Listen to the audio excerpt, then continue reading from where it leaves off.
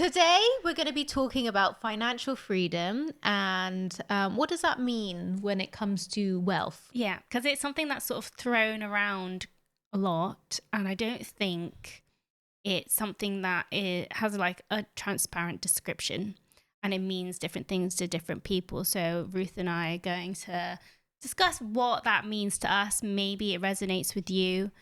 So what does financial freedom mean to you?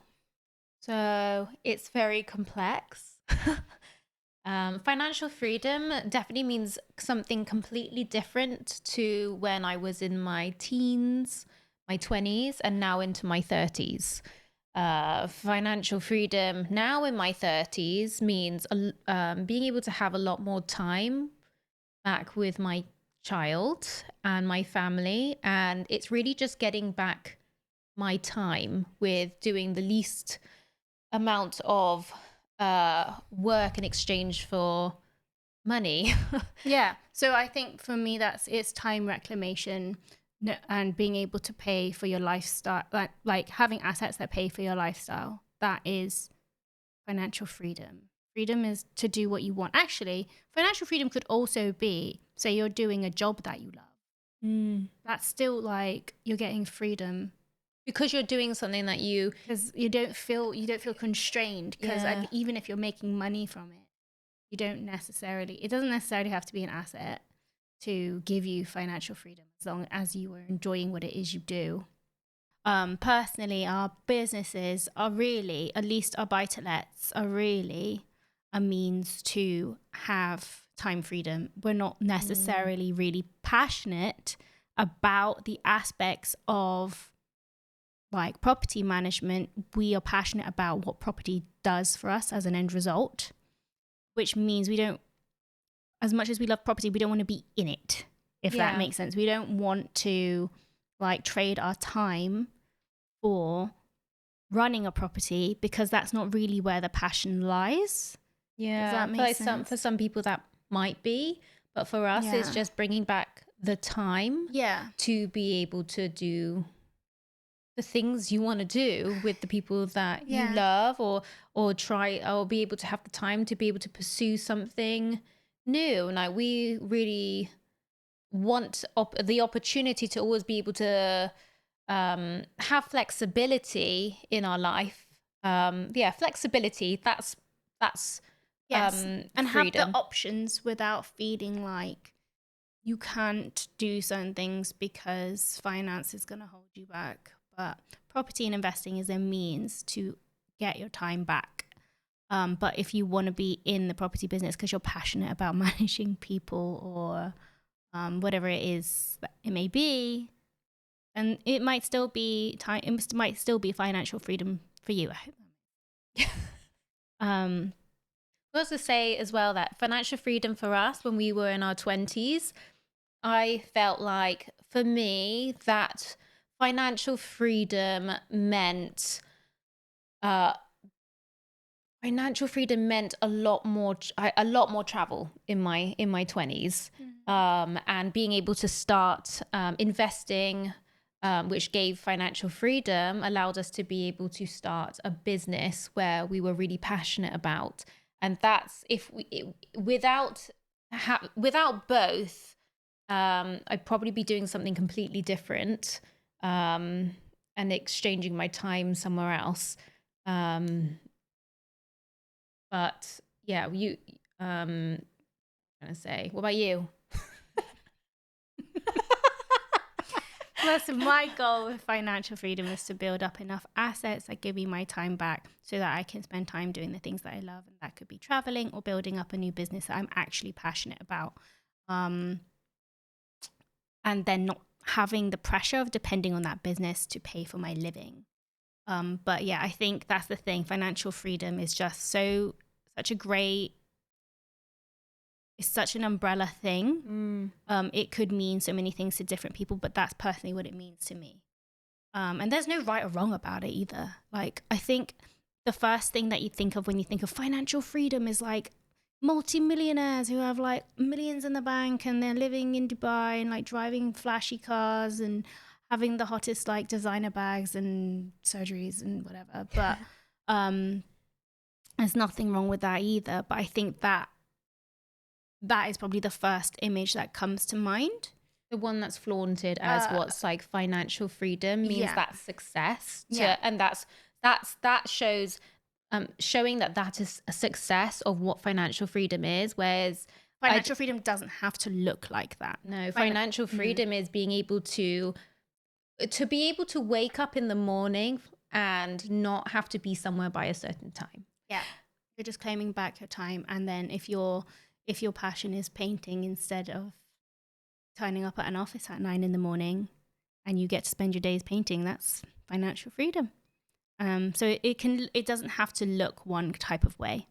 So you could do like a business or do a job and love that job that you're doing and exchange your time for money and still find financial freedom through doing that.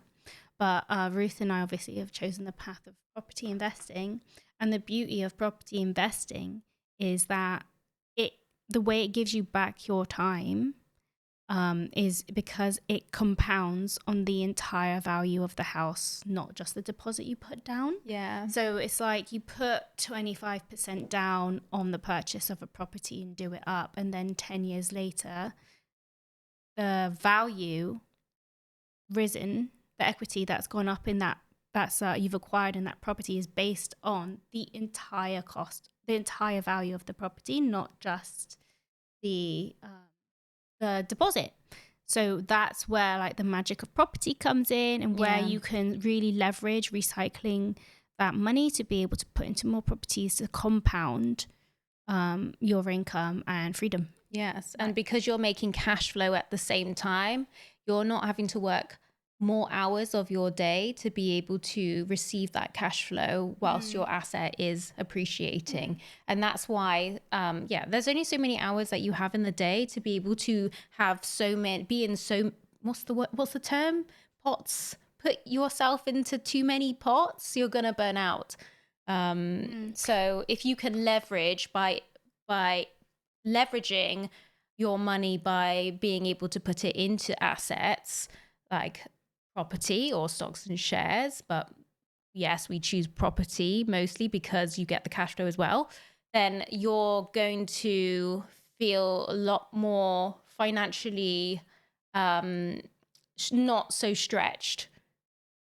Yeah. And also putting your money into assets like property means that life, like, it's a time thing, right? So your passions and your enjoyment and the things that bring you happiness and freedom in terms of like your day-to-day activities can drastically change over time. Whereas if you have this asset in the background that's growing and putting you up, that is sort of a really secure way to feel like you can pivot at any stage of life into pursuing or just like adapting to whatever it is you need in life without the pressure of finding where your income's going to come from, knowing that you've got a security net from the asset that's paying you regardless in the background.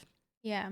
I do want to mention, we were just talking about earlier today, was that your financial freedom figure is very different to the next person. It completely comes down to how you budget, which is so important, and your expenditure. So someone else could be earning the same amount of money as you are, but if they are spending more money that's coming in, then you're the one that's in the better situation. Yeah, because you're in positive cash flow whilst they're in negative cash flow. And also there's this book, I can't remember the name of the book, but I think it was called The Money Blueprint. Yeah. And that everybody's got a different, like, depending on your upbringing and background and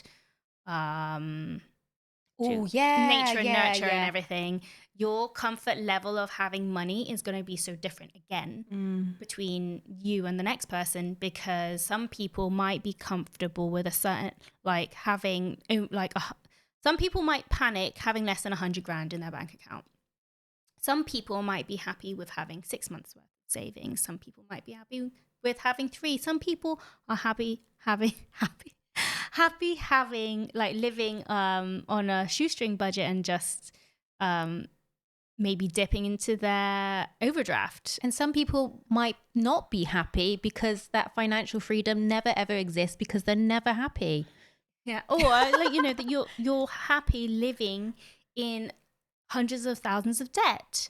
But then there's good debt and there's bad debt, and it's just so many different ways to look at someone's money blueprint, and someone else's won't be the same as yours. And yeah, like say you have 100 grand, like someone could panic with having 100 grand of debt and having to dip below that, but the next person's happy still paying for their day-to-day life whilst being in like 60 grand worth of debt. So there's no real right answer for this. It's so personal. I recommend not being in bad debt. And there is a difference between bad and good debt. As long as you're a whole other things. Technically, Ruth and I are in a lot of debt because we have mortgages on our properties, but those mortgages pay us and they pay for our lifestyle. Yeah.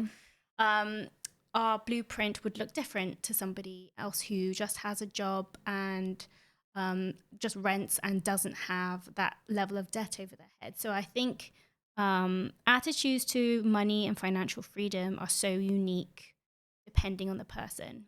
Yeah, I just remember that you said you read that book, and going back to say if you had like 100,000, some people don't even feel like they're deserving of or some people don't feel deserving of a lot of money. So because of their blueprint, they will give a lot more of it away. Exactly. Instead of using it to put into creating more wealth for themselves. They just feel uncomfortable with that amount of money because their baseline. And how does that look like? It looks like spending on things. Like when people win the lottery and then it suddenly just disappears. They don't know how to hold it or keep it. It's sort of a subconscious behavior where your blueprint is telling you don't deserve this money.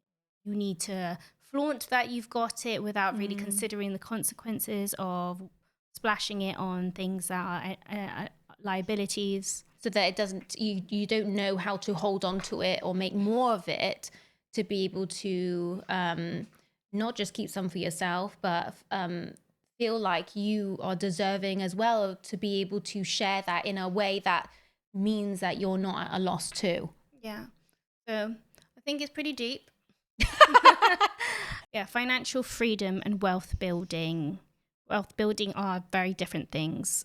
So you need the knowledge and you need to change your mindset. If you're conscious that you have a background where cycles are quite similar throughout your family or your network or your friendship groups, and they have behaviors that sort of reflect on each other and encourage each other to maybe act in maybe not the most responsible ways financially. We've had our own experiences and we've had to unlearn that cycle. Yeah. It's taken years it's admittedly taken years to learn how to say is that we come from a collective mindset, and it's taken a lot of work, personal development on ourselves to be able to go, actually, it's okay to be able to keep things for yourself and not give everything away. Yeah. That's also a cultural thing as well. Yeah. Sort of you give back to the community or the family, and there is a part of that will always remain really important to us. Like we'll always be giving back to our family and prioritizing like the making sure that everybody is okay and doing really well. But you don't do that at the expense of yourself. Yeah. And that applies to not just family, it applies to everything. So if your friends are having an elaborate hen do, oh God, yeah, and it doesn't make sense for you financially to go, you shouldn't go. There needs to be more social acceptance when people say no, I'm not going to be able to budget. Like I'm not going to be able. That's not that's more than I'm willing to pay for that experience and doesn't align with my financial goals. Exactly. Like I from my own experience, like I totally Yeah, I totally agree with that because I've had friends that weren't able to come to my hen do, and I've or certain situations where things have costed money, and I've declined, or I've had friends decline, and I would never hold that against people that I love because you don't know what people are going through behind closed doors, and I don't think by showing that by paying, what's the words, like by you don't show you love someone by throwing money, by showing that you can throw money. What am I trying to say? I think Like, the money thing, when you throw money into an event or a situation, is so short lived. That's yeah, not what's going to last. That's not necessarily is going to make or break your friendship. I think you can be honest if someone's truly your friend, you can be honest with them and say like this isn't aligning with my goals. And I just feel like as well, society will celebrate you if you go and spend 5 to too far and beyond. 25k on a wedding, or you put a deposit down on a house that is maybe stretching, like a big house that is maybe stretching what you're capable of affording, Oh and God, then yeah. Like buying even like a my 40 grand car and just being in debt for that. yeah. But society will clap you for taking these sort of financial It's like decisions. even with my husband and I, like we were able to get a higher mortgage, but we chose not to because we didn't want to be living Be just stretched. being Yeah. stretched. Like that's really, I feel like that's really personally would have been really irresponsible. We wouldn't have had any sort of life if we put all our money into our first home, and we wouldn't have any enjoyment. And then time would pass, and Yeah. we would have, well, we'd have an asset, but actually we'd be paying for that. So it just didn't make any sense at that time as like our first home together. I think that's the thing. You need to practice your mindset. Practice, am I just buying stuff because society is telling me to and Yeah. everyone else is doing this thing? When I take a step back and I look at my monthly expenses, the things that like it doesn't cost me a lot. But day-to-day expenses, I don't need to be buying fresh clothes or investing in a fancy car or having really expensive haircuts and beauty products and procedures and stuff. Like I've really like taken a step back and checked like I think maybe it's easier in your 30s because Yeah, you kind of I think in your 30s you reevaluate what's really important to you. And I think if you care less about what other people think. and anyone who's become a parent would, I guess, can relate firsthand. Like you kind of, your priorities change and you go, okay, where am I really spending my money on? A lot of it you care about.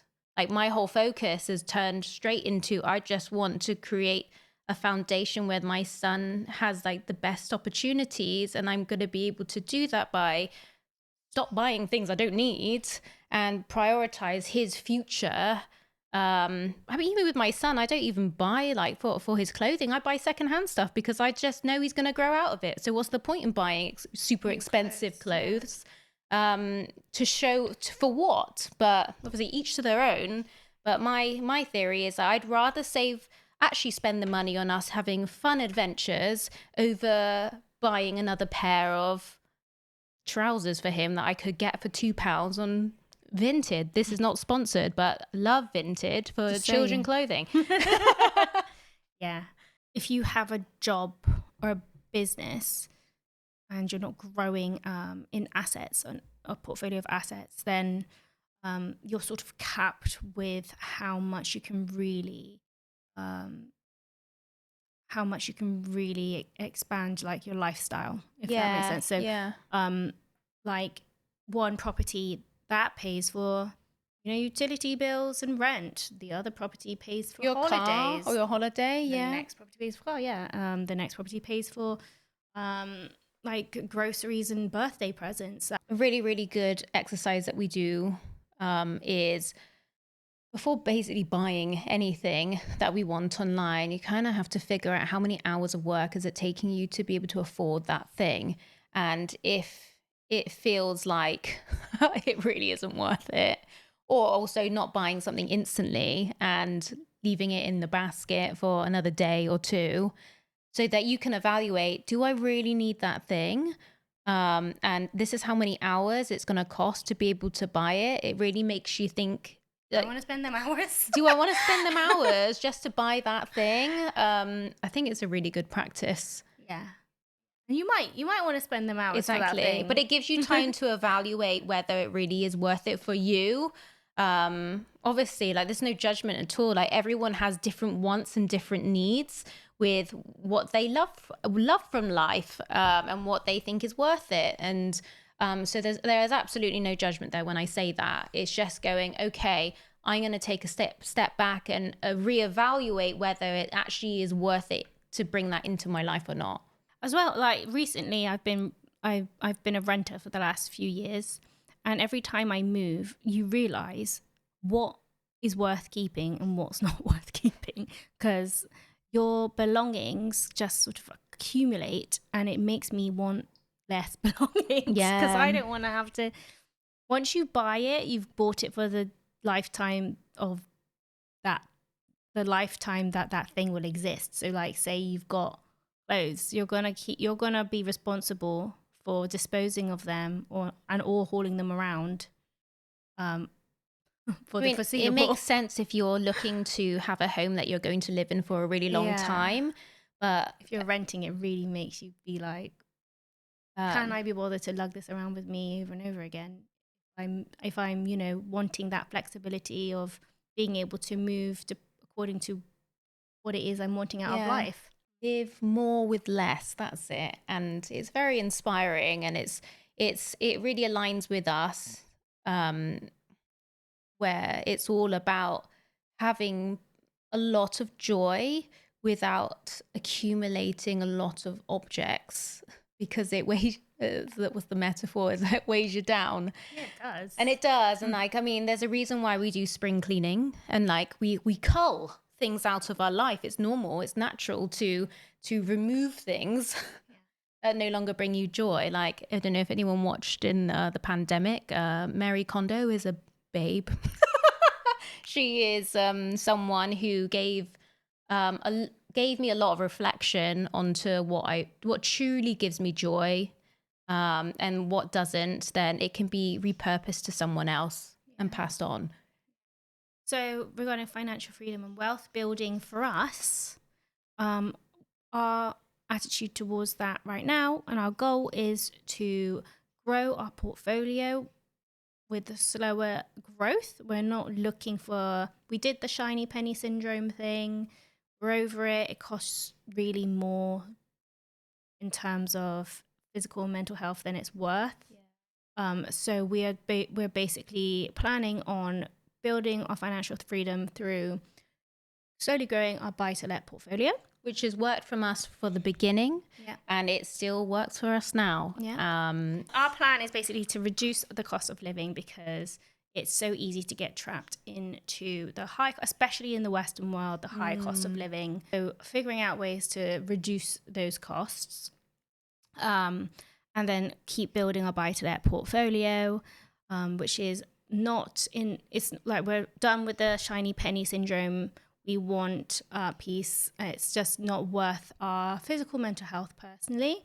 And then our passion really is still to do serviced accommodation, but in a different way, a totally different way, not a corporate way, but more of a unique stay way. Little into the future, hopefully not too long. But yeah, that's the dream. That's the passion. So that is our goals for financial freedom and wealth building. Yes, and just continuing less stuff, more adventure. That's basically our motto. I think it has been for a long time, and I think you can, especially in your 20s, you can get sucked into there's just so much on social media, and like, we're just so over, it's just exhausting, and we're so over this whole, oh, you need this and this and this, and it'll make you happy. And all it comes down to really is, for us, is just less stuff, more life. Yeah. Break down, how much does your life cost? What truly makes you happy? How much do those things cost? Acquire enough assets, or find a job that you love that's going to pay for that thing. That's financial freedom. What is financial freedom to you? We would love to know. send us a DM on Instagram at Honest Property Sisters, and we can continue the discussion over there. Or you can drop us a comment if you're on YouTube down below, and we can continue the dialogue there. What does financial freedom mean to you? Thanks for watching. We'll see you in the next episode.